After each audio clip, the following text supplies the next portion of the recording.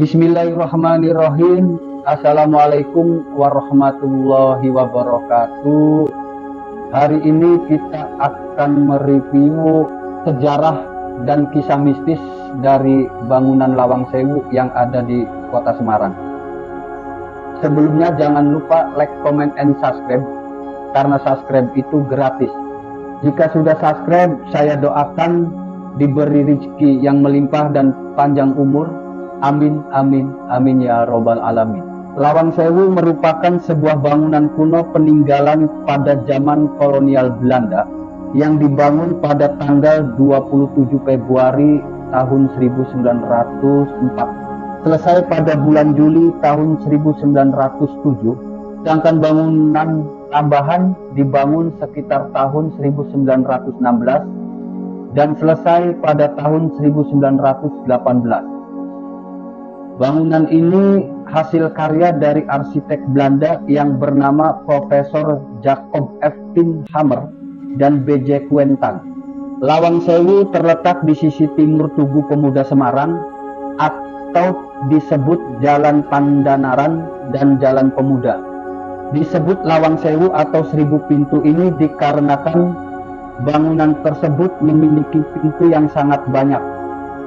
Walaupun kenyataannya pintu yang ada tidak sampai 1000 dan bangunan ini memiliki banyak jendela tinggi dan lebar, menyerupai pintu, sehingga masyarakat sering menganggapnya sebagai pintu.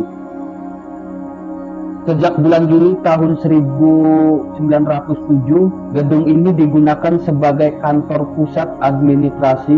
Pada tahun 1942 sampai tahun 1945, Lawang Sewu diambil alih oleh Jepang dan digunakan sebagai kantor Rikyu Sokoyu, dan pada tahun 1945 menjadi kantor eksploitasi tengah DKRI atau Jawatan Kereta Api Republik Indonesia. Lawang Sewu merupakan bangunan bersejarah yang dibangun pada zaman kolonial Belanda di tahun 900-an dan menjadi saksi bisu dari peristiwa pertempuran 5 hari yang berlangsung pada tahun 1945 antara Angkatan Pemuda Kereta Api AMKA dengan tentara Jepang. Dan sekarang pada saatnya kita mereview kisah mistis daripada Lawang Sewu yang ada di Kota Semarang.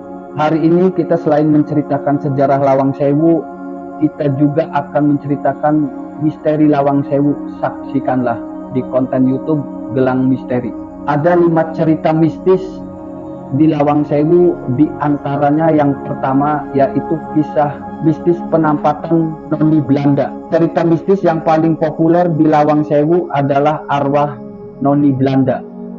Masyarakat setempat percaya bahwa Lawang Sewu dihuni oleh sosok perempuan bule dengan wajah yang menyeramkan yang sering terbang dari gedung Lawang Sewu menuju salah satu bank yang ada di sekitar daerah tersebut.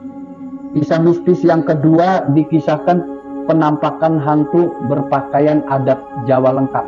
Makhluk halus yang berpakaian adat Jawa lengkap sering berjalan di sekitar Lawang Sewu. Para makhluk halus ini kerap memunculkan diri pada pengunjung seolah-olah sedang mengawal pengunjung dalam menyelusuri bangunan tua ini. Yang ketiga, kisah mistis dari Lawang Sewu yaitu kisah sosok wanita berambut panjang. Sosok gadis dengan rambut panjang ini legam. Bahkan kisah ini sangat viral pada awal tahun 2000-an. Asalnya sosok ini kerap menunjukkan kehadirannya ke pengunjung Lawang Sewu dan seringkali tertangkap lensa kamera pengunjung. Penampakan sosok wanita dalam rambut panjang ini biasanya ditemukan pada lorong-lorong bangunan Lawang Sewu tersebut. Dan kisah mistis Lawang Sewu yang keempat yaitu kisah sosok hitam besar. Sosok hitam besar kerap dijumpai pada ruang utama bangunan Lawang Sewu. Banyak pengunjung menyatakan bahwa mereka sering melihat sosok hitam besar, tetapi sosok hitam besar ini tidak mengganggu pengunjung. Ia hanya memperhatikan dan tetap berada pada posisinya ia berada. Dan yang terakhir, yang kelima, kisah mistis dari Lawang Sewu ini dikisahkan sosok kuntilanak. Dikisahkan sosok kuntilanak ini sering menirukan suara pengunjung Lawang Sewu dan suka menampakkan diri di tengah foto pengunjung.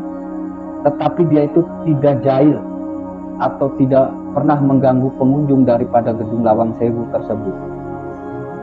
Sekian dulu, terima kasih.